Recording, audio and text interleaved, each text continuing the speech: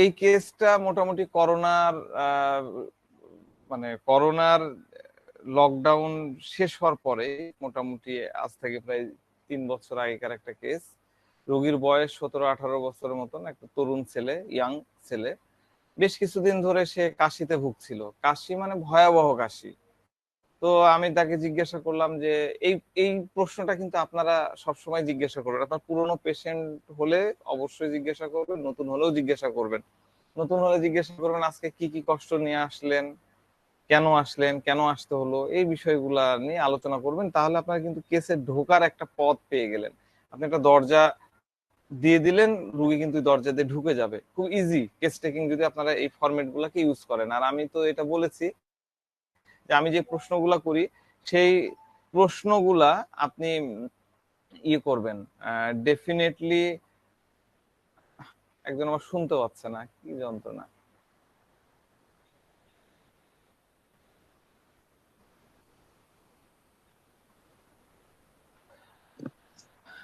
তো hello sir, আসসালামু আলাইকুম। আসলাম, স্যার, কালকে আমার এরকম হয়েছিল, প্রথমে আমি শুনতে পাচ্ছিলাম না, পরে আবার ঠিক হয়ে গেছে। যদি আস্তে কারো ভয়েস আসে। এরকম প্রবলেম হয়, হ্যাঁ, তাহলে আপনারা মোবাইলটাকে বন্ধ করবেন, মোবাইলটাকে পুরোটাই বন্ধ করে দিবেন, অথবা এরোপ্লেন মুডে চলে যাবেন। এরোপ্লেন মুডে যাওয়ার পরে আবার ইয়ে করবেন, এটা নেটওয়ার্কের প্রবলেমের কারণে এরকম হয়। হ্যাঁ, আপনারা যারা ভালো দেখতেও পাচ্ছেন না তাদের ক্ষেত্রেও কিন্তু এটা প্রযোজ্য। বন্ধ করে আবার চালু করবেন, ঠিক হয়ে যাবে। তো পেশেন্ট যদি আসে তখন আপনারা এইভাবে প্রশ্নগুলো করবেন। আর আমি যে প্রশ্নগুলো করি এগুলা আমি আগে করতাম, যে কি কোশ্চেন করবো এটা মাথায় থাকে না, তখন একটা কাগজে লিখে নিতাম এরপরে এই প্রশ্ন, এরপরে এই প্রশ্ন। বিশ্বাস করেন, আপনি যদি 10-15 দিন ওটাকে ফলো করেন, এরপরে আপনার মুখ থেকে প্রশ্ন কখনো আটকাবে না। আপনি ওই প্রশ্নগুলা দেখা যাচ্ছে ঘুমাতে ঘুমাতেও করতে পারবেন। তো প্রশ্নের প্যাটার্ন কিন্তু একই ধরনেরই।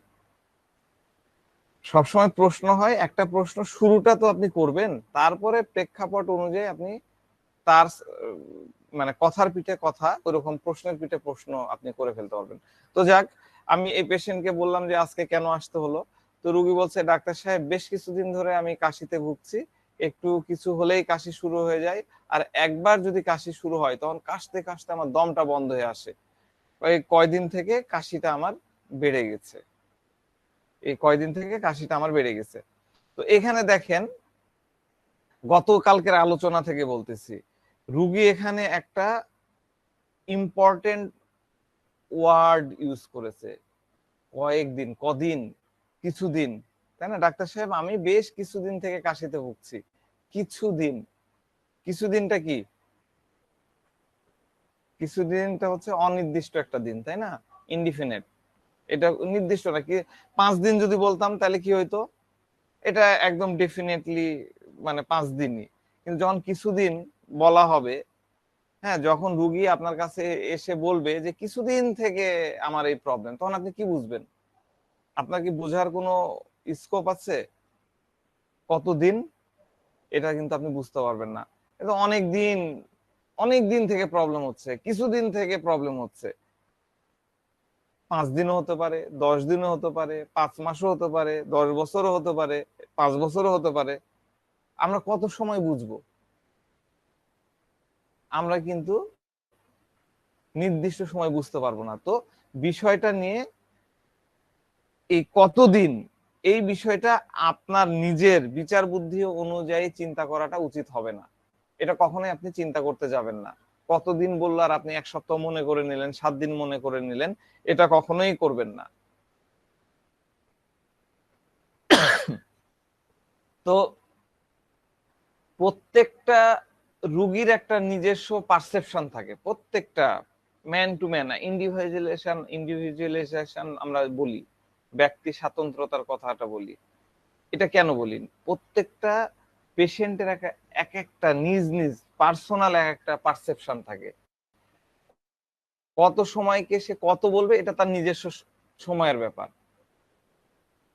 যেমন ধরেন, অনেক রুগী বলছে যে অনেক দিন ধরে আমার এরকম সমস্যা হচ্ছে, তখন আপনি এই টাইপের এরকম কথা বললে আপনি সাথে সাথে রুগীকে প্রশ্ন করেন, লিখে নেন এগুলো প্রশ্ন, সাথে সাথে প্রশ্ন করেন যে আপনি বললেন যে অনেক দিন ধরে, অনেক দিন মানে কি 2 বছর, 4 বছর, 5 বছর, 2-4 বছর ধরে এরকম হচ্ছে, এইভাবে বাড়ি দেন, তখন রোগী বলে, না না না ডাক্তার সাহেব, এতদিন না এতদিন না, এই গত মাস থেকে আমার শুরু হয়েছে, দেখেন গত মাস থেকে শুরু হয়েছে। ঠিক আছে। বা ধরেন যে অনেক রুগী আসবে, এসে বলবে যে ডাক্তার সাহেব আমার এটা খুব পুরানা রোগ। এবার কিন্তু কতদিন বললো না, বললো যে অনেক পুরনো রোগ। তাহলে পুরনো রোগ, পুরনো রোগ মানে কি? পুরনো কতদিনের পুরনো? তখন আপনি এরকম কোশ্চেন করেন, পুরনো রোগ মানে কি এটা 2 বছর 4 বছর? না না ডাক্তার সাহেব, অত পুরনো না, অত পুরনো না, এই গত বছর থেকে বা এই 2 বছর থেকে এরকম হচ্ছে। রুগীরা এই ধরনের কথা বলে যে এটা পুরনো রোগ, কিন্তু বলবে যে 6 মাস আগে থেকে হচ্ছে।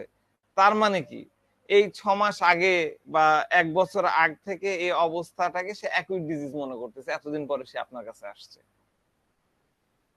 আবার ধরেন যে একজন ব্যক্তি আসলো, এসে 1 মাস সময় ধরে সে অসুখে ভুগতেছে, তার যে কোনো একটা রোগ কষ্ট হচ্ছে সেটা নিয়ে ভুগতেছে। ঠিক আছে। তো এজন্য সে বলে সে কতদিন ধরে ভুগছি, বেশি অনেক দিন ধরে ভুগতেছি, বেশ কিছুদিন থেকে ভুগতেছি। তার মানে কি, এক একজন এক এক পারসেপশনে করতেছে। কেউ 5 বছর 6 বছর ধরে ভুগতেছে, এটাকে বলে তো কটা দিন ধরে ভুগতেছি। আবার কেউ 7 দিন ভুগে এমন ভাব দেখায় যে মনে হয় যে সে 1 বছর ধরে এটাকে ভুগতেছে। তাহলে রোগ কষ্টে রুগী কিরকম ভুগতেছে, তার কষ্টটা কিরকম হচ্ছে, এটা তার পার্সোনাল বিষয়, নিজস্ব বিচার বুদ্ধি, নিজস্ব চিন্তাধারা। এটা কখনো আমাদেরকে ফিক্সড ভাবা উচিত হবে না। রুগী যা বলবে সে অনুযায়ী আমাকে চিন্তা করতে হবে। ঠিক আছে। তো যাক, আমি তাকে জিজ্ঞাসা করলাম এই পেশেন্টটাকে যে আপনি কত বছর ধরে এরকম ভুগতেছেন? তখন রুগী বলছে, না না না ডাক্তার সাহেব, এই 2-3 মাস থেকে শুরু হয়েছে। তো আমি বললাম, এই 2-3 মাস থেকে রোগ শুরু হয়েছে, তো এই পর্যন্ত কি কি চিকিৎসা নিয়েছেন? তো রুগী বলছে যে প্রথমে আমি কাশির সিরাপ খেয়েছি, মানে কফ সিরাপ খেয়েছি। এরপরে অ্যালোপ্যাথি ডাক্তারের কাছে গেলাম, কফ সিরাপ খেয়ে তো কাজ হলো না, অ্যালোপ্যাথি ডাক্তারের কাছে গেলাম, গিয়ে দেখে ওষুধ নিলাম। অ্যালোপ্যাথি ডাক্তার তো আমাকে ফেক্সোফেনাডিন, ফেক্সো যে ওষুধ আছে সেটা আমাকে মানে প্রতিদিন খেতে দিল। তো অ্যালোপ্যাথি ওষুধ ফেক্সো যখন আমি খাই তখন খেয়ে আরাম পাই। এই ওষুধের ইফেক্ট যখন চলে যায় 8 ঘন্টা 10 ঘন্টা, তারপর আবার আগের মতো হয়ে যায়। এজন্য এখন আমি ওষুধ খাওয়া বন্ধ করে দিয়েছি। তো বন্ধ করে দিয়েছি, এই সময় আপনার প্রশ্ন কি হওয়া উচিত? কেন বন্ধ করলেন? আপনি খেতে অল্প হলেও আরাম পেতেন, কেন বন্ধ করলেন, এই প্রশ্ন করতে হবে। তাহলে নির্দিষ্ট প্রশ্নের কিন্তু কোনো ফরম্যাট থাকলো না, কথার পিঠে কথা। শুরু কি দিয়ে করবেন সেইটা একটা ফরম্যাট আছে, কিন্তু এরপরে কি প্রশ্ন করতে হবে এটা পেশেন্ট অনুযায়ী, পেশেন্ট কি কথা বলছে কথার পিঠে কথা আপনাকে বলতে হবে। তো আমি জিজ্ঞাসা করলাম, আপনি ওষুধ খাওয়া বন্ধ করে দিলেন কেন? ওষুধ খাওয়া আপনি বন্ধ করলেন কেন? তখন বলছে যে ইদানিং আমি একটা আয়ুর্বেদিক ওষুধ খাওয়া শুরু করেছি, এখন জানি না এ কারণে বাড়লো কিনা, না অন্য কোনো কারণে বাড়লো। মানে অ্যালোপ্যাথি ওষুধ ফেক্সো বন্ধ করে দিয়েছে, দিয়ে সে এবার আয়ুর্বেদিক ওষুধ শুরু করছে। এবার সে ভাবতেছে যে মানে কি হলো, মানে কাশির কারণটা কি এটা সে বুঝতে পারতেছে না। সে ভাবছে যে আয়ুর্বেদিক মেডিসিনের কারণে বাড়ছে, নাকি অন্য কোনো অসুস্থতার কারণে বাড়ছে, নাকি আদার্স কিছু থেকে বাড়তেছে।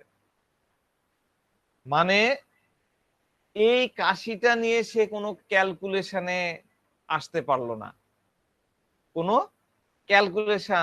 ক্যালকুলেশন বলছি, কোনো কনক্লুশনে আসতে পারলো না, কোনো সিদ্ধান্তে আসতে পারলো না যে অ্যালোপ্যাথি ওষুধ খেলাম এই কারণে বাড়লো, নাকি আদার্স অন্য কোনো কারণে বাড়লো।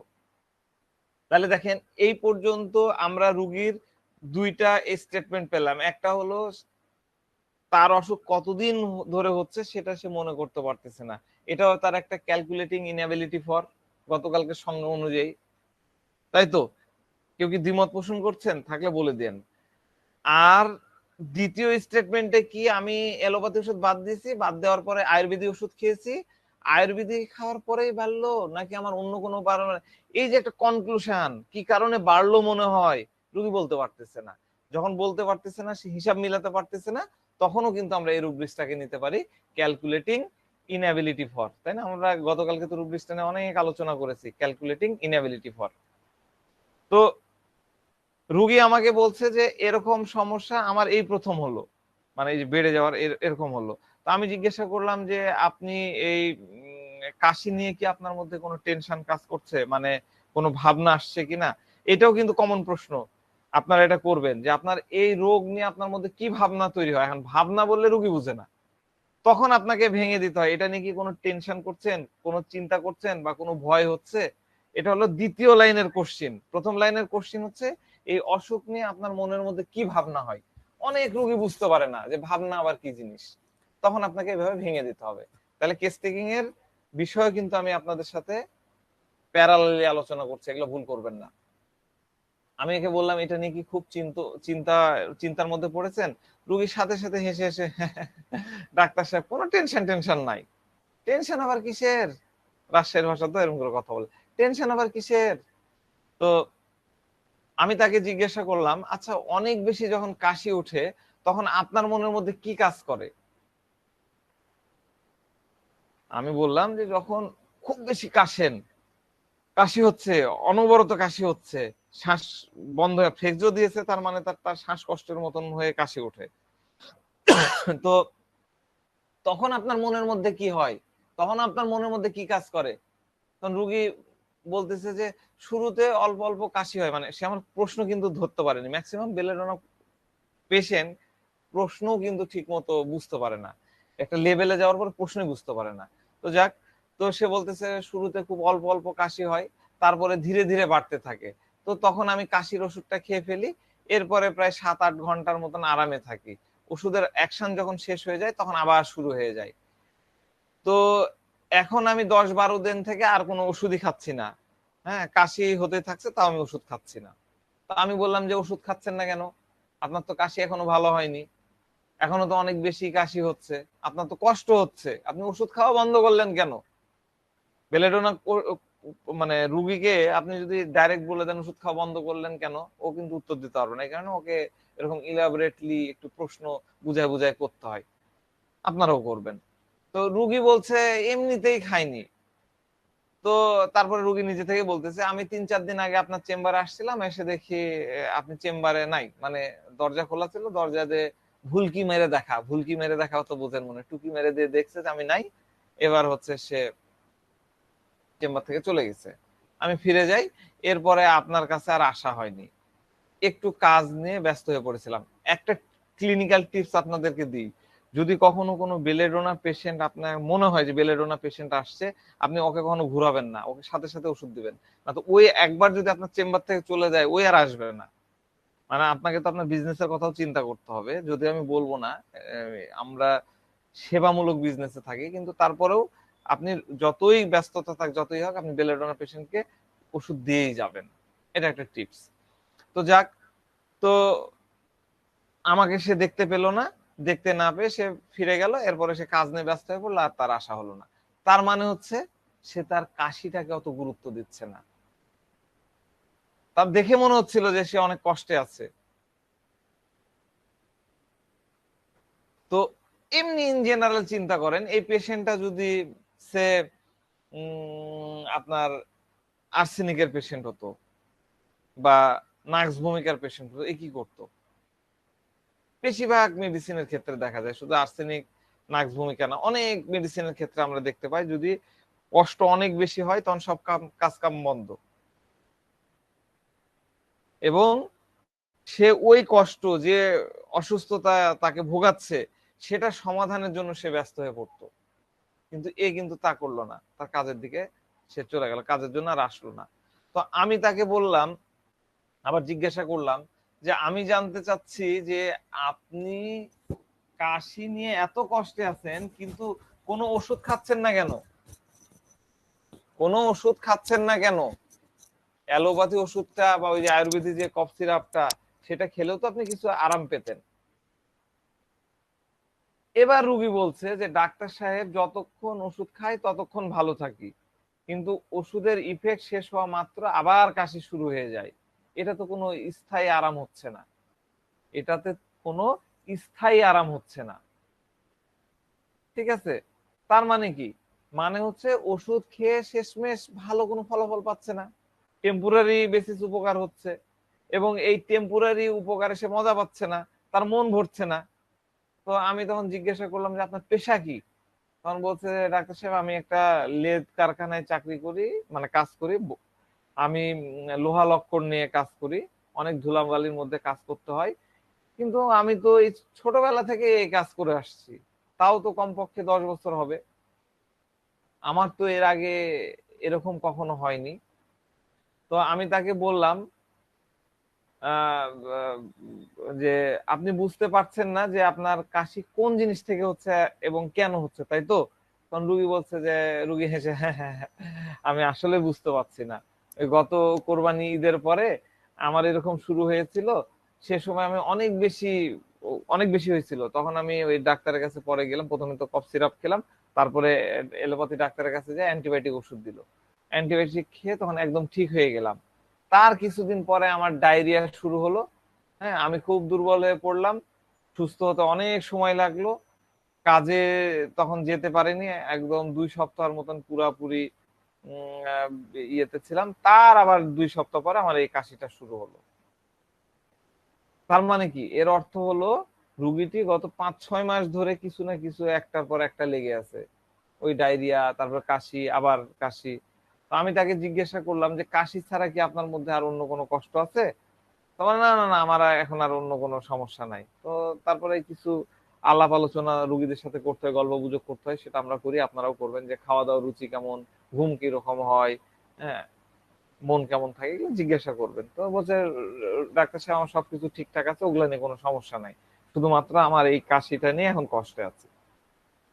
এই ছিল মোটামুটি কেস। এখান থেকে অনেক অনেক রুব্রিক্স নেওয়া যায়, অনেক অনেক রুব্রিক্স নেওয়া যায়, অনেক অনেক ভাবনা সে দিয়েছে। তো প্রথম লেভেলে এখানে যে জিনিসটা আমরা স্পষ্ট পেলাম, আমি আমার আলোচনার মধ্যেও তো বলে দিলাম, ক্যালকুলেটিং ইনএবিলিটি ফর, আমরা খুব স্পষ্ট ভাবে এখানে দেখতে পেয়েছি, আপনারা তো সবাই দেখতে পেয়েছেন আশা করি। গতকালকে যারা আলোচনায় ছিলেন তাদের তো এটা ভুল হওয়ার কথা না, আমি অ্যাটলিস্ট আশা করেছিলাম যে আপনারা এই রুব্রিক্সটা সবাই লিখবেন। এরপরে যে রূপ নিতে পারি, ওই যে গুরুত্ব নাই, আমার চেম্বারে আসলো, এসে এদিক থেকে ওদিক চলে গেল, ফেবুলাস নিতে পারি, তাই না? তারপরে ওষুধ খাওয়া বন্ধ, মুড রিপালসিভ নিতে পারি, আমার এই আছে ওই আছে, ডিলুশন হেলথ নিতে পারি, লাইট ডিজায়ার ফর নিতে পারি।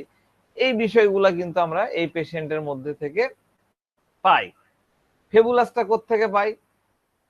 ফেবুলাস আমরা কি জানি, আজকে আমি ফেবুলাস নিয়ে একটু আলোচনা করব, খুবই ইম্পর্টেন্ট আলোচনা। আমি কেসটা শেষ করি, তারপর বলতেছি ফেবুলাসটা কি। রুগী হচ্ছে আহ, মানে তার এই কাশি বা অসুস্থতা নিয়ে মোটেই সিরিয়াস না। আপনার চেম্বারে যে বেলেডোনা পেশেন্ট গুলো আসবে, বেলেডোনা বলে না, আরো অনেক মেডিসিন আছে, তো বেলেডোনা মূলত তার অসুস্থতা নিয়ে অতটা সিরিয়াস থাকে না। সিরিয়াস যদি থাকতো তাহলে এত সময় ধরে ওষুধ না নিয়ে থাকতো না, ওই ওষুধ বাদ দিয়ে থাকতো না, রেগুলার চিকিৎসা করাতো। হ্যাঁ, আর আমাকে একদিন এসে পাইলো না, পরের দিন তো আসতে পারতো, বা আধা ঘন্টা 1 ঘন্টায় ওয়েট করতে পারতো। সে চলে গেল, তার কাজ নিয়ে ব্যস্ত হয়ে গেল। তার মানে কি, তার মধ্যে ওই সিরিয়াসনেসটা নাই।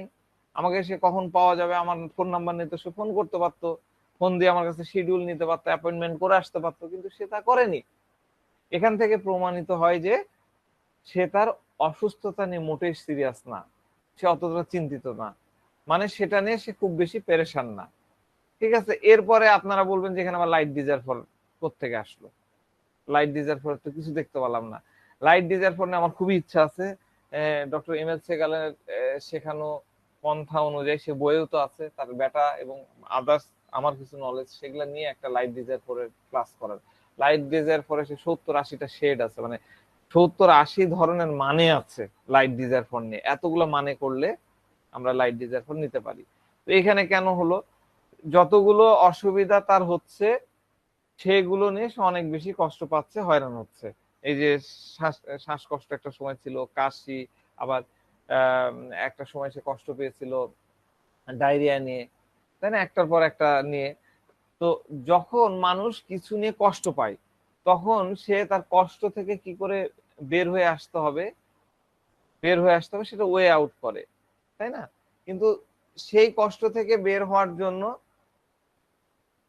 সে ওয়ে আউট করতেছে, কিন্তু তা সত্ত্বেও তার কাছে কঠিন মনে হয়। তখন সে কি চায়, তখন চায় যে আমি কোথায় গেলে কিভাবে হয়ে আমি হালকা অনুভব করব, ফ্রি অনুভব করব।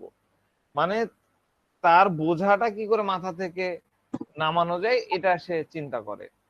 কিছু বলবেন? আচ্ছা, তো এই লাইট ডিজায়ার ফর এর মানেটা কি? লাইট ডিজায়ার ফর এর মানেটা হলো, এই আমরা একটা মানে নিতে পারি, সেটা হচ্ছে আমার বোঝাময় জীবনকে যদি হালকা করা যায়, লাইট করা যায়, এরকম ইচ্ছা নিয়ে রুগী আপনার কাছে আসবে। এইরকম ইচ্ছা নিয়ে রুগী হচ্ছে, নাসির ভাই কিছু বলবেন?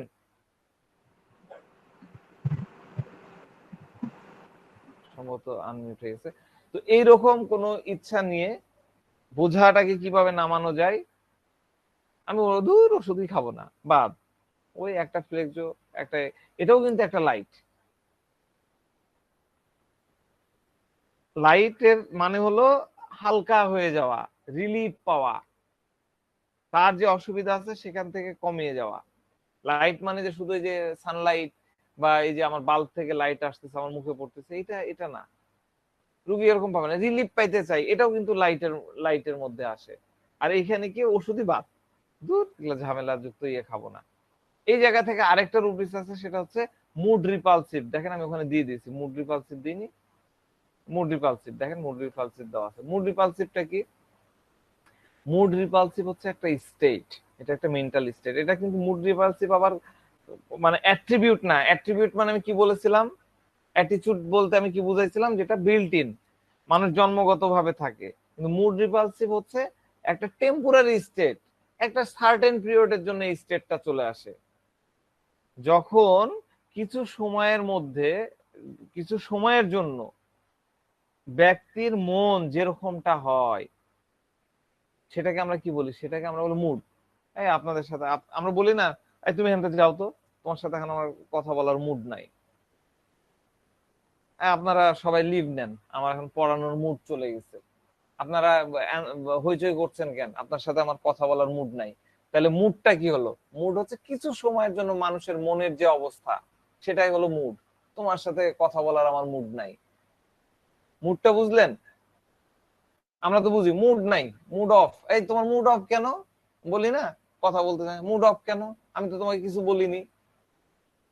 এরপরের ওয়ার্ডটা কি? রিপালসিভ। রিপালসিভ মানে কি? রিপালসিভ মনে হচ্ছে কিছু সময়ের জন্য নিজের থেকে দূর করে দেওয়া, দূরে হটিয়ে দেওয়া, ঝাটকা দিয়ে ফেলে দেওয়া, ধাক্কা দিয়ে ফেলে দেওয়া, রিপালসিভ। আমরা অনেকে আগে মনে করতাম মুড রিপালসিভ মানে হচ্ছে এখন কামতেছি, এখন হাসতেছি, এখন রাগ হচ্ছে, এখন আবার ইয়ে করছে, এটা না। রিপালসিভ মানে নিজের থেকে দূরে সরিয়ে দেওয়া। বুঝতে পারছেন কনসেপ্টটা? আগে আমার পার্সোনালি মুড রিপালসিভ এর কনসেপ্টটা রং ছিল, এই কারণে আমি এটা বললাম। আমি তো জানি একটা সময় তো আমি আপনাদের মতন ছিলাম, আমার মনে অনেক প্রশ্ন থাকতো, আমি অনেক প্রশ্নের উত্তর পাইতাম না।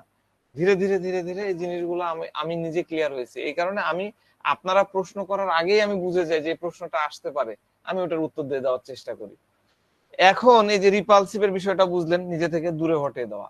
এখন প্রশ্ন হচ্ছে আপনি কোন জিনিসকে নিজের থেকে দূরে হটাই দিবেন? আপনার প্রিয়তমা স্ত্রী আপনার কাছে আসছে, আপনার প্রেমিকা আপনার কাছে পাশে বসে আসছে, বসে আছে, মিষ্টি মিষ্টি কথা বলছে, আপনি তো তাকে দূরে হটাই দিচ্ছেন না, না দিচ্ছেন? দিবেন? আপনার খুব আদরের নাতনি, খুবই যাকে স্নেহ ভালোবাসা মমতায় আপনি কোলে বসায় রাখতেছেন, আপনি তার আপনার পাশে বসে থাকতেছে, আপনি কিন্তু তাকে দূরে সরাই দিতে চাইবেন না। কিন্তু একজন দুষ্টু নাতি আপনাকে এসে এই কিবোর্ডে এরকম করে ধাপ করে বাড়ি দিচ্ছে, মোবাইল কেড়ে নিচ্ছে, আপনি কিন্তু তাকে এই হট, তো আমি এখন ক্লাস করতেছি, আপনি দূরে হটাই দিচ্ছেন। বা বউ, যে বউ এর সংস্পর্শ পাওয়ার জন্য আপনি সারাদিন পরিশ্রম করে রাত্রের বেলা তার কাছে আসছেন, এসে সে এখন আপনার ক্লাসের মধ্যে আপনার পাশে বসে থাকে, এই ডিস্টার্ব করতেছে, মা ডিস্টার্ব বলবো না, আপনাকে রিল্যাক্স করানোর জন্য হাতে বুলিয়ে দিচ্ছে, একটু দাড়িগুলো ইয়ে করে দিচ্ছে, আপনার কিন্তু ভালো লাগতেছে না, কারণ এখন আপনি আমার কথা শুনতেছেন, মন তো আপনার এই দিকে, আপনার পছন্দ হচ্ছে না, আপনি কি করছেন? এই যাও তো, যাও তো বাবা, যাও, তুমি যাও, ওখানে যাও। তার মানে আমরা কখন জিনিসকে দূরে সরাই দিই? যখন আমার পছন্দ হয় না, আপনার পছন্দ হয় না, তখন আমরা কিন্তু দূরে সরাই দিই। আমরা দূরে হটাই দিই আমাদের যখন ভালো লাগে না, যা আমাদের অসুবিধা তৈরি করে, যার জন্য আমার কষ্ট পেতে হচ্ছে। আপনাকে বিরক্ত করলে এই যাও এখান থেকে, নাতি, প্রিয় নাতনিও যদি আপনাকে বিরক্ত হয়, তুমি যাও, আমি ক্লাস করছি, যাও। অথবা কেউ যদি আপনার সামনে উল্টাপাল্টা কথা বলে, যেটাতে আপনি খারাপ বোধ করছেন, আপনার ভালো লাগতেছে না, আপনার আপনার পার্সোনালিটি নিয়ে কথা বলতেছে, আপনার অস্তিত্ব নিয়ে কথা বলতেছে, এটা মোটেই আপনার ভালো লাগবে না। তখন আপনি তাকে কি বলবেন? এই কি এগুলা উল্টাপাল্টা কথা বলছে, যাও তুমি এখান থেকে চলে যাও, বলবেন না? অবশ্যই বলবেন। তাহলে আপনি তাকে দূরে ছড়াই দিলেন, হটাই দিলেন। কোনো ব্যক্তিকে আপনি পছন্দ করেন না, আমি একদমই পছন্দ করি না একজনকে, সে এক্স ওয়াই জেড, আমি ধরেন নাসির ভাইকে পছন্দ করি না, নাসির ভাই এখন আমার কাছে আসছে, নাসির ভাই আমার কাছে আসছে যে না যাই একটু দেখা করি, ঠিক আছে? তখন আপনি কি কি করবেন? নাসির ভাই আমার পছন্দ হচ্ছে না, তখন নাসির ভাইয়ের উপস্থিতি আমার মধ্যে একটা বিরক্তি তৈরি করবে, আমার মধ্যে এক ধরনের অস্থিরতা তৈরি, এই বিরক্তি এক ধরনের কি বলবো, এক ধরনের খারাপ লাগা বোধ তৈরি করবে। এটা ধীরে ধীরে যতই নাসির ভাই কাছে আসবে, দু চারটা কথা বলে, এটা ধীরে ধীরে আমাকে অস্থির করে তুলবে, কারণ আমি তো তাকে পছন্দ করি না। তখন আমি কি করব? তখন আমি তাকে অ্যাভয়েড করব, তাই না? তখন আমি তাকে অ্যাভয়েড করবো তো। এখন দেখেন, অ্যাভয়েড করা দুই ভাবে হয়। হ্যাঁ, দুই ভাবে অ্যাভয়েড করা হয়। তার মধ্যে একটা হলো আপনি তাকে দুই একটা কথা বলে একদম চুপ হয়ে গেলেন, হ্যাঁ নাসির ভাই আসছেন ঢাকা থেকে কষ্ট করে, ঠিক আছে বসেন। এবার নাসির ভাই আমাকে মেলা কথা বলতেছে, হ্যাঁ এই করতে হবে, ওই করতে হবে, আমি তার কথা শুনছিও না, প্রশ্নের উত্তরও দিচ্ছি না। আমার রুগী আমার চেম্বারে আসছে, আমি আমার রুগী দেখানে ব্যস্ত, আমি তার দিকে তাকাচ্ছিও না। আমি এরকমটা কেন করছি? আমি এরকমটা করছি যে আমি চাচ্ছি যে দ্রুত নাসির ভাই যাতে আমার ঘর থেকে চলে যায়। সে চলে গেলে আমি এক ধরনের স্বস্তি আমার মধ্যে ফিরে আসবে। আমি যেহেতু জেন্টলম্যান, সেও ডাক্তার, আমিও ডাক্তার, আমি সে থাকলে স্বস্তি পাচ্ছি না, কমফোর্ট পাচ্ছি না। আমি এই কারণে আমার অ্যাটিটিউড দ্বারা প্রকাশ করতেছি। আমি যদিও বলতে পারতেছি না যে নাসির ভাই আপনি চলে যান তো, আপনার সাথে আমার ভালো লাগতেছে না, চলে যান, সেটা বলতে পারতেছি না, কিন্তু আমি এমন অ্যাটিটিউড করলাম যে অ্যাটিটিউডে নাসির ভাই বাধ্য হয়ে এখান থেকে চলে গেল। এবার সে যখন গেল তখন আমার মধ্যে কিছুটা কমফোর্টেবল চলে আসে, খুবই স্বাভাবিক। আমি খুব প্র্যাকটিক্যাল কথা বলতেছি। আরেকটা কি, আরেকটা হলো ঘাত ধাক্কা দেয়, এই আসছেন কেন, বাড়ান। ওটা যারা জেন্টলম্যান না তারা করবে, কিন্তু আমি তো জেন্টলম্যান, আমি ওইভাবে ইয়ে করলাম। তাহলে বলা যায় আমাদের মুডের উপরে কিছুটা আপসেট পড়েছে, এবং আমি চাচ্ছি যে সে আমার থেকে দূরে চলে যাক। আমার মুড আপসেট হয়ে পড়ছে, আমি চাচ্ছি যে সে আমার থেকে দূরে চলে যাক। সে যতই কষ্টে থাকুক না কেন, আমরা তাকে দূরে ঠেলে দিচ্ছি। এটা হলো রিপালসিভ মুড। এটা হলো রিপালসিভ, মনে মনে রাখেন, রিপালসিভ দূরে ঠেলে দেওয়া। তো রিপালসিভ মুডে কমফোর্ট হবার ভাবনা থাকে। আগে লাইট ডিজায়ারে কি বুঝলাম, ওখানেও কিন্তু হালকা হওয়ার ভাবনা থাকলো, আর এই রিপালসিভ মুডে বেলেডোনার ক্ষেত্রে কমফোর্ট হওয়ার ভাবনা থাকে। তার কাছে যা খারাপ লাগে তা থেকে দূরে সরে যায়, এবং সেখানে এবং তা থেকে সে একটা কমফোর্ট জোনের মধ্যে ফিরে আসতে চায়। ধরেন যে আপনি কোথাও যাচ্ছেন, যেতে পাটাকে এমন ভাবে চেপে ধরলেন, এমন ভাবে দুই পা ইয়ে করে রাখলেন, পিছন থেকে যতই ঠেলা হোক না কেন আপনি আর সামনের দিকে যাচ্ছেন না, একদম ব্রেক কষলেন, একদম ব্রেক কষলেন, আপনাকে কোনোভাবে ঠেলে আর সামনে নেওয়া যাবে না। ঠিক আছে, আমি একটু উদাহরণ দিই, তাহলে মুড রিপালসিভটা আরো খুব ক্লিয়ার ভাবে বুঝতে পারবেন। ডাক্তার সাহেব, আপনার পরামর্শে তো আমি সব ধরনের এই আমার যে পছন্দের খাবার, গরুর গোস্ত, ইলিশ মাছ, চিংড়ি মাছ খাওয়া মানে বন্ধ করে দিয়েছি, হ্যাঁ, কিন্তু মেডিসিন খাওয়ার পর তো কোনো রিলিফ পাচ্ছি না। আপনি যে বললেন যে আমার এই পাইলসের প্রবলেম হয়েছে, এই জন্য গরুর গোস্ত, ইলিশ মাছ, চিংড়ি মাছ খাওয়া যাবে না, আপনি বলার পরে আমি সব বন্ধ করে দিয়েছি, কিন্তু আপনার মেডিসিন খাই তো আমি কোনো রিলিফ পাচ্ছি না। তাই আমি ডাক্তার সাহেব সিদ্ধান্ত নিলাম, আমি খাবারগুলো আগের মতনই খাবো। আমি যদি এত কিছু মানার পরেও যদি আমার উপকার না হয়, তাহলে আমার এগুলা খাওয়াটাই ভালো। ভালো করে বুঝেন, আমি নিষেধ করেছিলাম এগুলা এগুলা খাবেন না, এবার রুগী এসে বলছে আপনার নিষেধ তো শুনলাম, শুনে তো আমার ওই ব্লিডিং তো হচ্ছেই, আমার ওই পেইনটা তো হচ্ছেই, তাহলে আমার মেনে কি লাভ? আমি এগুলা মানতে পারবো না। কেউ যদি আমাকে উপদেশ দিতে আসে আমি তাকে থামিয়ে দিই, এই উপদেশ দিতে এসো না, আমার আমার সামনে এটা করা যাবে ওটা করা যাবে না, এটা বলা যাবে, এগুলো বলতে এসো না। এটাও কিন্তু মুড রিপালসিভ। আগেরটাও মুড রিপালসিভ, এটাও মুড রিপালসিভ।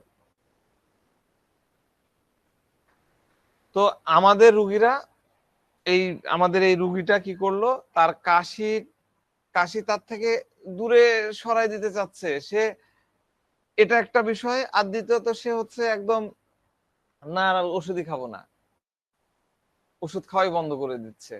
এটাও একটা বিষয়। এই দুইটা বিষয় নিয়ে আমরা কিন্তু মুড রিপালসিভ চিন্তা করতে পারি। এরপর আমরা রুব্রিক্স নিয়েছিলাম delusion wealth of. Delusion wealth of আমি তো এই যে ইয়েতে দিয়ে দিয়েছি, delusion wealth of. Delusion wealth অফটা কি? ওয়েলথ মানে কি? ওয়েলথ মানে হচ্ছে, আমি বারবার এটা অনেকবার পড়াইছি তাও আবার বলি, ওয়েলথ মানে হচ্ছে শর্ট অফ নাথিং, কোনো কিছুর কমতি নাই। ডেলুশন, ডেলুশন মানে কি? সেন্সেশন অ্যাজিভ, রুগী মনে করছে, রুগী ফিল করতেছে যে আমার কোনো কিছুর অভাব নাই, তার কাছে মনে হচ্ছে আমার অনেক সম্পদ আছে। সম্পদ যে যে কোনো কিছু হতে পারে, সেটা ধন দৌলত হতে পারে, স্বাস্থ্য হতে পারে, সৌন্দর্য হতে পারে, গুড বন্ডিং, পারিবারিক যে গুড বন্ডিং থাকে সেটা হতে পারে, ভালো পরিবার, অভিজাত পরিবার, গৃহস্থ পরিবার সেটাও হতে পারে, সমাজে অনেক মান সম্মান আছে সেটাও হতে পারে, অনেক নলেজ, আমার অনেক জ্ঞান আছে, আমি আধ্যাত্মিক লেভেলে একদম উপর লেভেলে আধ্যাত্মিক জ্ঞান সম্পূর্ণ, সেটাও হতে পারে। এগুলো সবই ওয়েলথের মধ্যে পড়ে। যাই হোক না কেন তার কাছে অনুভূত হবে যে এটা আমার কাছে আছে, আই হ্যাভ, আমার আছে, সে এটা নিয়ে প্রাউড ফিল করে, আমার আছে। যে জিনিসটা আমার আছে সেটা নিয়ে তার মধ্যে এক ধরনের জোশ তৈরি হয়, সেটা নিয়ে সে আনন্দে থাকে, সেটা দেখা যাচ্ছে মানুষের কাছে বলে বেড়ায়, গর্ববোধ করে, এটাই হলো সম্পদ।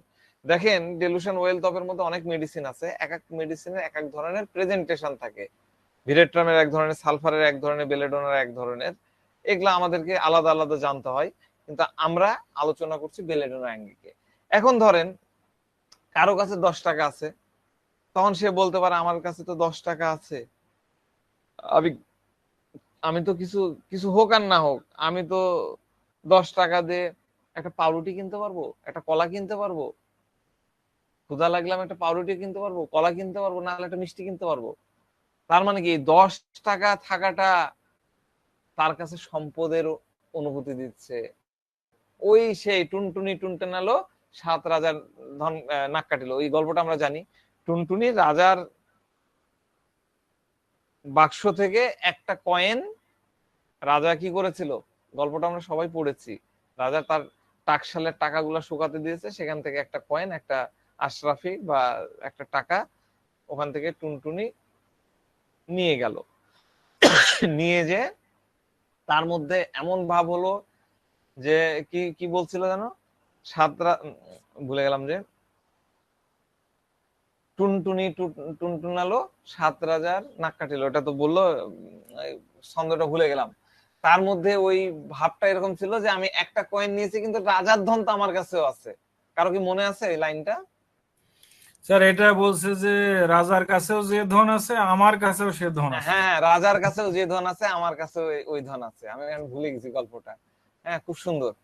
তার মানে কি তার কাছে একটা আছে, এক আশরাফি আছে বা একটা কয়েন আছে, কিন্তু সে মনে করতেছে রাজার যে টাকশাল বা যে ধনশালা সেই লেভেলের সম্পত্তি আমার আছে। এই এই যে একটা থাকার অনুভূতিটাই তার মধ্যে কিন্তু ওয়েলদি ফিলিংসটা তার মধ্যে দিচ্ছে। আমি বুঝাতে পারলাম? আবার একটু ক্লিয়ার করে বলি, তাহলে আপনি বুঝতে পারবেন, আরো ভালো বুঝতে পারবেন। সেটা হচ্ছে ধরেন একটা ব্যক্তির কাছে ধরেন 100 কোটি টাকা আছে, হ্যাঁ, কিন্তু তার কনসেন্ট্রেশন, তার ধ্যান ধারণা কখনোই টাকার প্রতি নাই, তার যে ব্যাংকে কত টাকা আছে তার হিসাবও সে রাখতেছে না।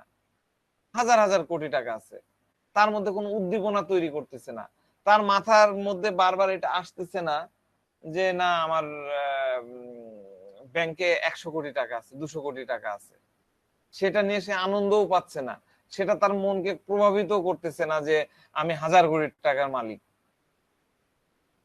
এটা কি ডেলশন ওয়েলথ হবে? না স্যার। এটা ডেলুশন ওয়েলথ হবে না, কারণ তার মনের মধ্যে যে সম্পত্তিটা আছে সেটার ফিলিংসটা আসতেছে না। সে রিচ, সে ধনশালী, মানে ধনী, কিন্তু সে সম্পদশালী না। তার মনের মধ্যে সম্পদশালীর ফিলিংসটা আসছে না। এই দুইটা বিষয়ের মধ্যে কিন্তু পার্থক্য আছে। রিচ, ধনী, বা এই যে সম্পদশালী, ওয়েলদি, এটার মধ্যে পার্থক্য আছে। এটা আপনাকে অনুভব করতে হবে। আমি এই উদাহরণটা বলেছিলাম এর আগে, যে একটা সুন্দরী মহিলা, খুব সুন্দর মহিলা, তার নখগুলা খুব সুন্দর করে সে রাখে। সুন্দরী মহিলা রূপচর্চা করে, খুবই স্বাভাবিক ব্যাপার। তো এই মহিলা নখগুলাকে বড় বড় করে রাখে। আপনারা দেখেছেন মেয়েরা একটু বড় বড় নখ করে রাখে, এবং প্রতিদিন নিয়মিত সে পরিচর্যা করে, নখের পেছনে অনেক খরচ করে। এই নখগুলো অন্য দৃষ্টিতে সুন্দর হোক বা না হোক, আমার কাছে যত সুন্দরী নখ নিয়ে আসেন, আমি আপনাকে আমার কাছে রুগী হিসাবে আসলে আমি আগেই আপনাকে বলবো যে নখগুলো কাটে আসবেন। কারণ এই নখ থেকে যে কত প্রকার অসুখ তৈরি হয়, আমি কখনো সুযোগ পাইলে সেই নিয়ে আলোচনা করব। আমি আগেই বলবো যে নখটা কাটেন, ওই নখ আপনার চলবে না। তো এই মহিলার নখ অন্য কারো দৃষ্টিতে সুন্দর হোক আর না হোক, তার দৃষ্টিতে কিন্তু সুন্দর। সে নেল পালিশ লাগায়, গান গাইতে গাইতে নেল পালিশ লাগায়। আর নেল পালিশ লাগানোর যে কত প্যাটার্ন আর ফ্যাকম আছে সেটা সে করে, বিভিন্ন ডিজাইন করে। তখন সে মনে করে যে আমার সুন্দর এই নখগুলা আমার জন্য, যা অন্য মেয়েদের নাই, আমার মতন এরকম সুন্দর নখ আমার বান্ধবীদের নাই, আমার বোনদের নাই। যখন সে এই নখগুলোকে সাজায়, এক পুঁথি টুথি লাগায়, সুন্দর সুন্দর করে সাজায়, তখন সে অনেক বেশি আনন্দিত থাকে, সেটা তাকে খুশি করে। তাহলে এই মেয়েটার ক্ষেত্রে এই নখটাই হলো তার সম্পদ। এর থেকে নখ হয়তো, তার থেকে সুন্দর নখ ঐশ্বর্যা রায়ের বা অন্য কারো থাকতে পারে, কিন্তু তার ক্ষেত্রে ভাবনা হলো, ঐশ্বর্যা রায়ের ক্ষেত্রে হয়তো তার ওই নখটা নিয়ে ওইরকম ভাবনা নাই, ওই ফিলিংসটা নাই, কিন্তু এই মহিলাটার ক্ষেত্রে ওই ফিলিংসটা আসে। এই জন্য এটা হবে ডিলিউশন ওয়েলথ। ঠিক আছে? তো এই পেশেন্টটাকে আমি বেসিক্যালি বেলেডোনা দিয়েছিলাম, দিয়ে 10 দিন পরে, 1 সপ্তাহ পরে ডেকেছিলাম। তো 10 দিন পরে এসছে। আসার পরে জিজ্ঞাসা করলাম যে এখন কেমন আছেন। ওরকমই আছি। হ্যাঁ, গত পরশু দিন আবার আমার সমস্যাটা দেখা দিয়েছে, আমি তো ওষুধ খেয়ে ফেলেছি, মানে পরের যে প্লাসিবো দেওয়া ছিল সেটা খেয়েছি। খাওয়ার পরে ও না না, ও বলতেছিল যে 10 দিন, 10 দিন পরে আসলো, তো যে 7 দিন ভালোই ছিলাম, এই 8ম দিনে আমার আবার শুরু হলো। তখন আমি ওই যে ট্যাবলেট দিয়েছিল ডাক্তার এলোপ্যাথি, সেটা আবার খাইছি, খাই কিছুটা উপশম হয়েছে। এই কথা রুগী বললো। তাহলে এখান থেকে আপনি কি কনক্লুশনে আসবেন? আপনার ওষুধ কি কাজ করেছে কি করেনি? তো এটা করার জন্য আপনাকে কিছু ভেরিফাই করতে হবে, প্রশ্ন করতে হবে। তো আমি তাকে জিজ্ঞাসা করলাম যে এই 10 দিনের মধ্যে আপনি ওই ট্যাবলেটটা কতবার খেয়েছেন? তার বলে এই গত 8ম দিনেই, মানে এই 3 দিন আগে একবার খাইছি। তো আমি তাকে জিজ্ঞাসা করলাম যে আমাদের কাছে ওষুধ খাওয়ার আগে, তখন আপনি তো বললেন যে খাওয়া বন্ধ করে দিয়েছেন, তখন কি করতেছিলেন? তখন বলে, না বন্ধ করে দিলেও আমি খাইতাম। তখন বলছিল কিন্তু ওইভাবে, পরে বলছে না একবার করে খাইতাম। তো কথার দেখেন, পেশেন্টের কথার, আগেকার কথা পরের কথার মধ্যে কত পার্থক্য, এগুলা দেখেন। তো তার চোখ মুখের এক্সপ্রেশন এবং এই, মানে এর মধ্যে মাত্র 1 দিন খেতে হয়েছে, এর এর অর্থ হলো যে তার বেসিক্যালি এই ওষুধটা কাজ করেছে।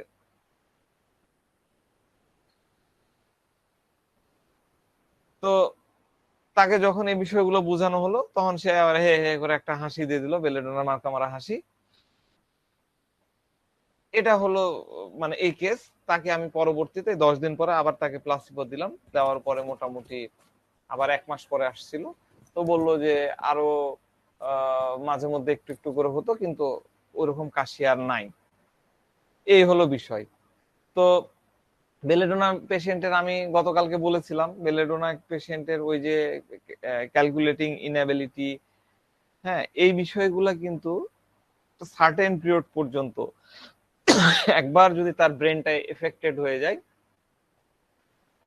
অনেক লম্বা সময় পর্যন্ত এই বিষয়গুলো চলতে থাকে। আপনি বেলেডোনা পেশেন্টকে বারবার ভেরিফাই করলে এই ইয়েগুলা দেখতে পাবেন, স্মরণ শক্তির বিষয়, মনে থাকার বিষয়, তার প্রেজেন্টেশনের বিষয়গুলা আপনি দেখতে পাবেন।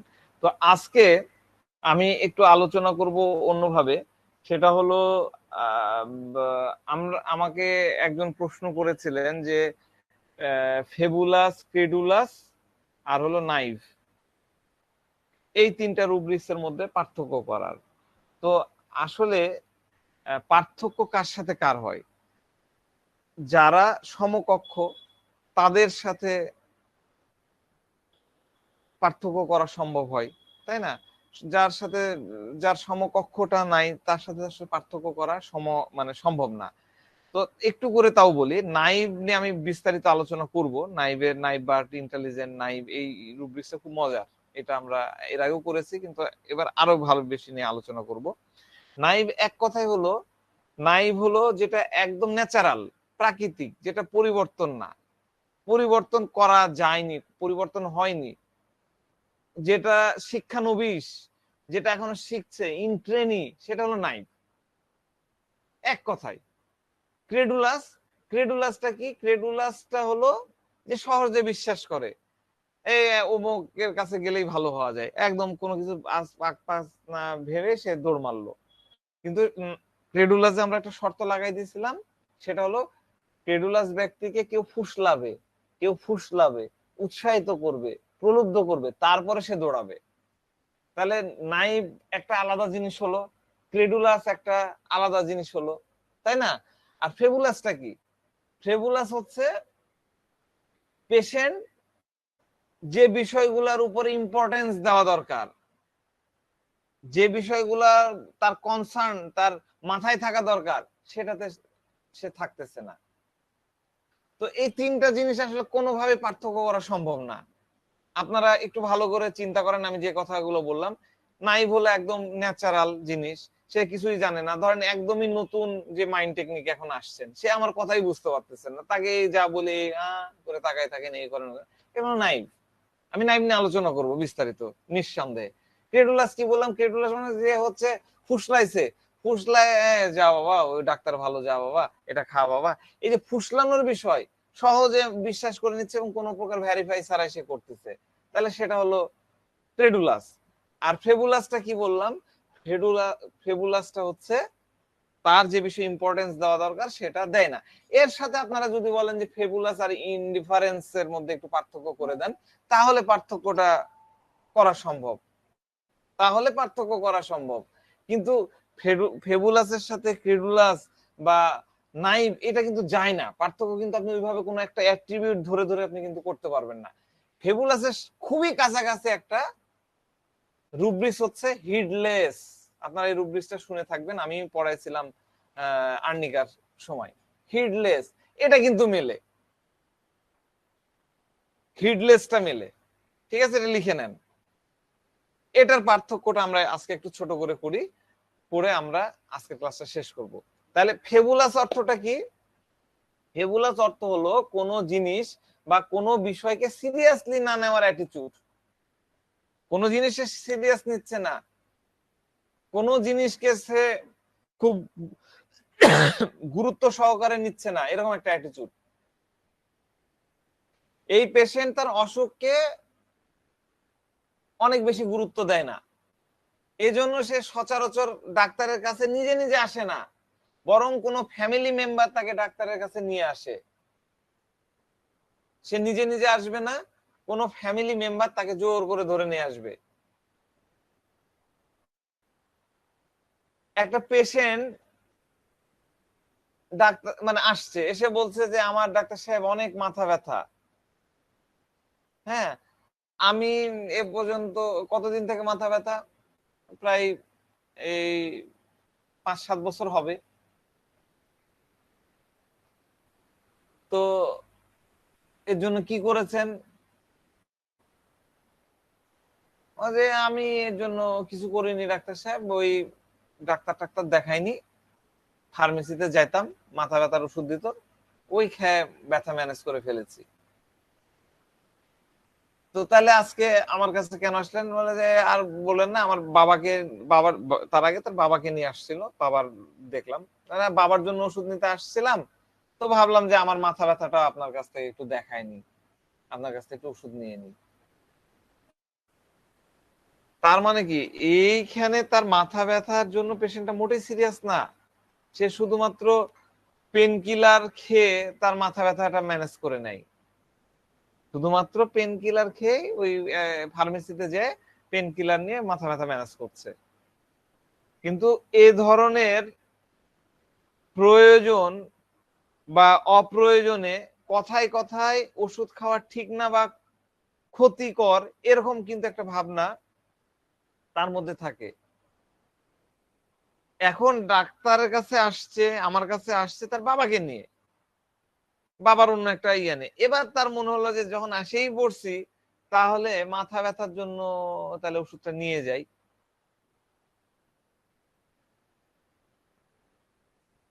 মাথা ব্যথাটা তাকে অত বেশি বিরক্ত করছে না, অত বেশি বদার করতেছে না, ঠিক আছে। বাবার ট্রিটমেন্ট করতে আসছে, ভাবলো যে আমি নিয়েই যাই না, আমি নিয়ে দেখি কি হয়। তো এই ফেবুলাস পেশেন্ট গুলার অসুস্থতার ব্যাপারে এরা অনেক বেশি, মানে এদের অ্যাটিটিউড হচ্ছে অনেক বেশি ক্যাজুয়াল থাকে, খুব স্বাভাবিক সাদাসিধে ইয়ে টাইপের থাকে, ক্যাজুয়াল টাইপের থাকে। এটা এটা খুব ইম্পর্টেন্ট, অসুস্থতার এই লাইনটা লিখে নিতে পারেন। অসুস্থতার বিষয়ে পেশেন্টদের অ্যাটিটিউড অনেকটা ক্যাজুয়াল, ক্যাজুয়াল গতানুগতিক ইয়ে থাকে। ক্যাজুয়ালের ভালো বাংলা কি বলেন তো, কেউ বলতে পারবেন? আমরা তো বাংলা নৈমিত্তিক স্যার, নৈমিত্তিক। নৈমিত্তিক, সচরাচর স্বাভাবিক। আরো একটু ভালো বাংলা বলেন।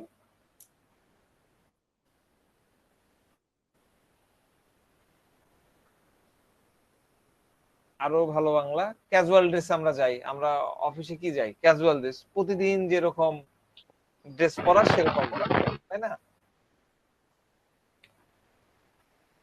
আচ্ছা, এবার দেখেন হিডলেস যে রুব্রিক্সটা, এই হিডলেস অবশ্য আপনি সব রেপার্টরিতে ওইভাবে দেওয়া নাই। হিডলেস এর সাথে কেয়ারলেস লেখানো, কমাদে careless, careless CARE, careless LESS, careless, এই কথাটা দেওয়া আছে, মানে হিডলেস যা কেয়ারলেস এই দুটাকে ইনক্লুড করেছে।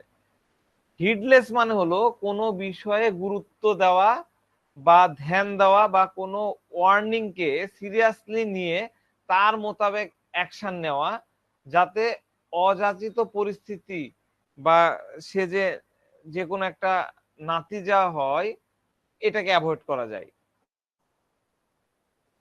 মানে কি? হিডলেস ব্যক্তি, আবার একটু বলেন স্যার। আচ্ছা কোন দিলে হয়, হিডলেস মানে হলো কোনো বিষয়ে গুরুত্ব দেওয়া, বা আমি এটা দিয়ে দিব, হ্যাঁ আমি এটা ডিকশনারি মিনিং আর কি, কোনো বিষয়কে গুরুত্ব দেওয়া বা ধ্যান দেওয়া বা কোনো ওয়ার্নিং কে সিরিয়াসলি নিয়ে তার মোতাবেক অ্যাকশন নেওয়া বা অযাচিত পরিস্থিতি অ্যাভয়েড করা, অযাচিত পরিস্থিতি অ্যাভয়েড করা। তো হিডলেস ব্যক্তি ইম্পর্টেন্ট বিষয়কে ধ্যান দেয় না, ইম্পর্টেন্ট বিষয়কে গুরুত্ব দেয় না। হ্যাঁ, যেমন ধরেন যে কোনো একটা ট্রাবুলের মধ্যে পড়লো, কোনো একটা বিপদের মধ্যে পড়লো, সেখান থেকে বাঁচাটা জরুরি। হ্যাঁ, এই জন্য এই পেশেন্ট ওইভাবে ইয়ে করে না। কিরকম একটু উদাহরণ দিয়ে বলি তাহলে বিষয়টা আর একটু ক্লিয়ার হবে। একটা পেশেন্ট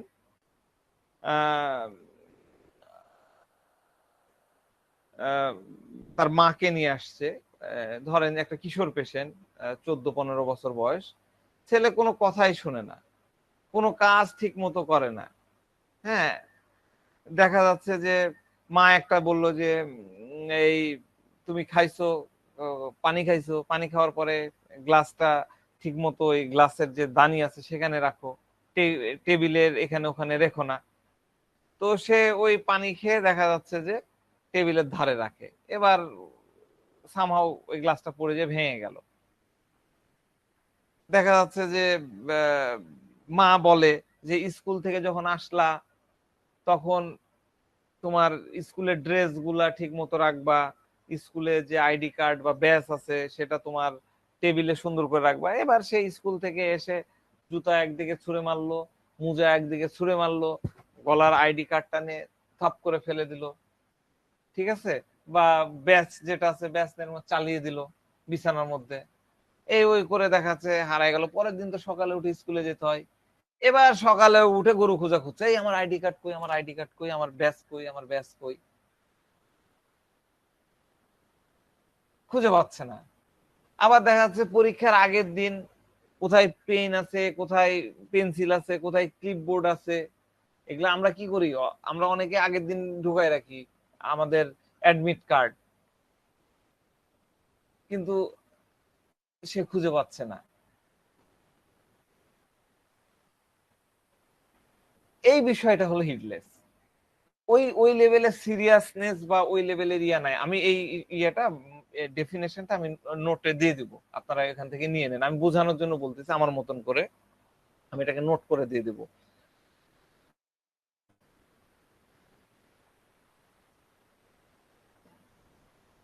একটা পেশেন্টের মধ্যে আপনি কিভাবে পাবেন, ঠিক আছে? তো ওই ছেলে আসছে হাঁটুর ব্যথা নিয়ে মায়ের সাথে। তো রুগীকে বললাম যে কতদিন থেকে তোমার হাঁটু ব্যথা হয়? রুগী বলতেছে না আমি খেয়াল করিনি কতদিন থেকে হয়। এবার মা সাথে সাথে বলছে, "এই, তুই তো বললি যে 3 দিন আগে তুই সাইকেল থেকে পড়ে গেছিস, পড়ে যায় তোর হাঁটু ব্যথা হয়ে গেছে, পড়ে যায় লাগছে, তারপর তোর হাঁটু ব্যথা শুরু হয়েছে, আর এখন বলতেছিস খেয়াল নাই।"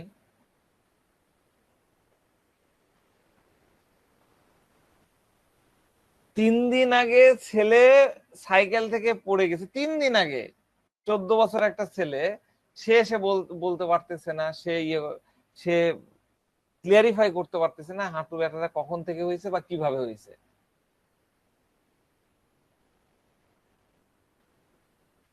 এই জায়গাটা আপনার কাছে মনে হবে যে এটা তো হিডলেস কি করে হচ্ছে, তো ফেবুলাসের মতনই হলো, এটা কিন্তু মনে হবে। পার্থক্যটা কোন জায়গায়, খুব মানে ছোট করে বলি, এটা এটাকে নিয়ে আরেকটু ক্লিয়ারিফাই করতে পারলে ভালো হতো, কিন্তু আমি একটু ছোট করে বলি। ফেবুলাসে থাকা পেশেন্ট গুলা সিরিয়াসনেসটা বোঝে না। ফেবুলাসে থাকা পেশেন্ট গুলা সিরিয়াসনেসটা, অসুস্থতা হোক বা কোনো কিছুর সিরিয়াসনেসটা বোঝে না। কিন্তু এটা জরুরি না যে সে মানে সেখান থেকে কোনো লাভ পাবে, কোনো ফায়দা হবে বা কিছু হবে, সেটা কিন্তু সে পরোয়া করে না। কিন্তু হিডলেস ব্যক্তিরা বেপরোয়া হয়। ফেবুলাসের লোকদের কাছে পরোয়া থাকে না, আর হিডলেসের ব্যক্তিরা বেপরোয়া হয়। সে অন্যরা যদি তাকে বোঝায়ও যে তুমি গ্লাসটা টেবিলের কর্নারে রেখো না, স্কুল থেকে আসছো, তোমার গলার আইডি কার্ডটা এদিক ওদিক ফেলে দিও না, পরের দিন তুমি কিন্তু ওটা খুঁজে পাবা না, অন্যরা বোঝাচ্ছে, তা সত্ত্বেও সে কিন্তু ওই জায়গায় ধ্যান দিচ্ছে না। ওখানে ধ্যান দেওয়া উচিত। তার মা তাকে বলেছে কালকে পরীক্ষা, তুমি আজকেই অবশ্যই তোমার অ্যাডমিট কার্ড, তোমার স্কেল, তোমার ক্লিপবোর্ড এগুলা ব্যাগের মধ্যে ঢুকায় নাও, কিন্তু সে ওইদিকে ধ্যান দিচ্ছে না। এই কারণে হিডলেসকে এক কথাই বলে দেওয়া যায়, হিডলেস পেশেন্টটা হচ্ছে লাপরোয়া। দুইজনেরই কিন্তু গুরুত্ব থাকে না, সিরিয়াসনেস থাকে না। ওও কিন্তু সিরিয়াস না। হিডলেস যদি সিরিয়াস হতো তাহলে তো সে কাঁচের গ্লাসটাকে টেবিলের ধারে রাখতো না, গলার যে আইডি কার্ডটা সে এদিক ওদিক ফেলে দিত না। ফেবুলাসও কিন্তু কিন্তু ফেবুলাস সিরিয়াসনেসটা বুঝে না। আর ফেবুলাসকে যদি আপনি বুঝান তাহলে সে বুঝবে, কিন্তু এ হলো লাপরোয়া, হিডলেস হলো লাপরোয়া। তাকে যদি আপনি বুঝান তারপরেও সে ওই বুঝতে চাইবে না, এবং তার কারণে অন্যরাও প্রবলেমের মুখোমুখি হতে হয়, অন্যদেরকেও প্রবলেমের মুখোমুখি হতে হয়। এটা হলো হিডলেস। আমি কি বুঝাতে পারলাম? আমি আবার এটাকে আরো ভালো করে ক্লিয়ার করব। ফেবুলাসে শুধু এটুকু মনে রাখেন, এদের মধ্যে কোনো সিরিয়াস থাকে না। একটা জিনিসের যেটা ডেপথ থাকে, একটা যে কি বলবো, গুরুত্ব বলবো না, একটা কি বলা যায়, একটা সিরিয়াস নেওয়ার, যে সিরিয়াসলি নিতে হবে সেই বিষয়টা থাকে না। আর এই হিডলেসটা হলো একদমই বেপরোয়া। ওদেরকে যত বুঝান, বাবা শোনা করেন, যাই হোক, ওরা যদি আজকে একটা গ্লাস ভাঙে তাও ওর হুঁশ হবে না, পরের দিন আবার ওখানে গ্লাস রাখবে, আবার ভাঙবে। এই হলো হিডলেস আর ফেবুলাসের মধ্যে পার্থক্য। আমি আরো কিছু কেস দিয়ে ইয়ে করবো, আপনারা এই মাথাগুলা ইয়ে করেন। তবে আমার একটা অনুরোধ থাকতেছে, আমি যে কেসগুলো আপনাদের সাথে শেয়ার করি, পারেন না পারেন সেটাকে আপনারা ওখানে ইনপুট দেওয়ার চেষ্টা করেন। নিঃসন্দেহে সব কেসই হয়তো বেলেডোনার হবে, ম্যাক্সিমাম কেসই, কিন্তু শুধু বেলেডোনা কেউ লিখেন না, কি কারণে কি হলো একটা করে লিখেন, তাহলেও কিন্তু আপনাদের প্র্যাকটিসটা হবে।